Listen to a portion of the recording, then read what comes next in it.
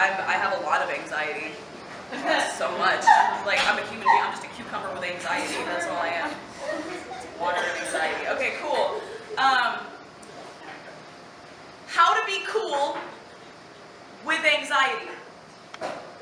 1, give up on the idea of having friends.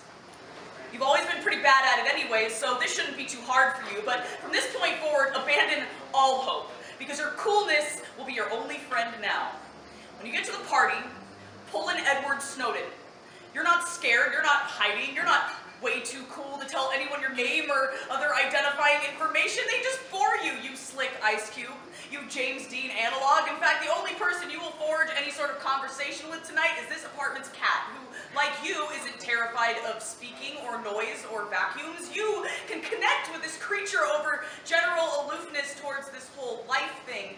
Then, 2, nurse your drink with the commitment of a functioning alcoholic. Some may question how much you are drinking, but you're not doing this to dumb down the buzzing roar of their attention. You're doing it because you like drinking.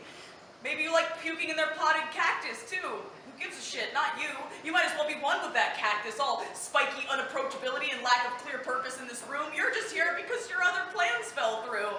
No one need know that your other plans were crying into your Cheerios while rewatching episodes of House and wishing you could approach life with Hugh Laurie's level of dry British detachment. But as far as anyone cares, you heard there would be a band. And there is no band. So when everyone least expects it, you're just gonna dip. You're just gonna ghost. No goodbye, no thank you, not even a brief apology for the puke from earlier. Bounce with the efficacy of a one-night stand. When they later ask, who was she?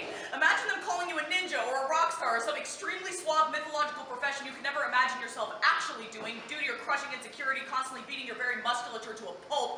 Or, if this sounds like too much, which is likely for you, just do what you've always done.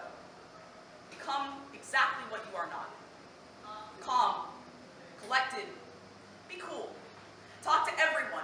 Like you don't see how the eyes dart to the jeans you've been obsessing over for an hour. Like you can't swear you literally hear their disapproval. When your favorite song comes on, croon loudly. Promise this is not how you scream. And oh yeah, remember how I told you to give up on having friends? Keep this in mind.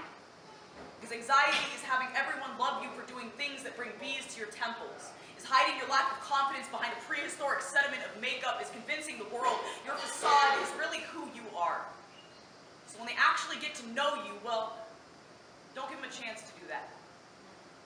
Because if they knew that this steamroller, this death-gripping devil on your shoulder defined every microcosm of the way you traverse your life, if they knew that all this false confidence is a desperate crawling up the walls so you can feel more like a person and less like a soggy spaghetti bowl of failure, you could almost be relatable. And isn't that the last thing you'd ever want? Because God forbid they actually like you.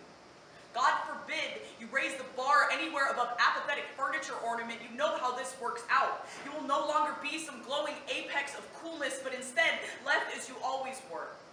Spineless and afraid, impressing everyone you can with how well you can fake it, but fearing the day you inevitably let them all down.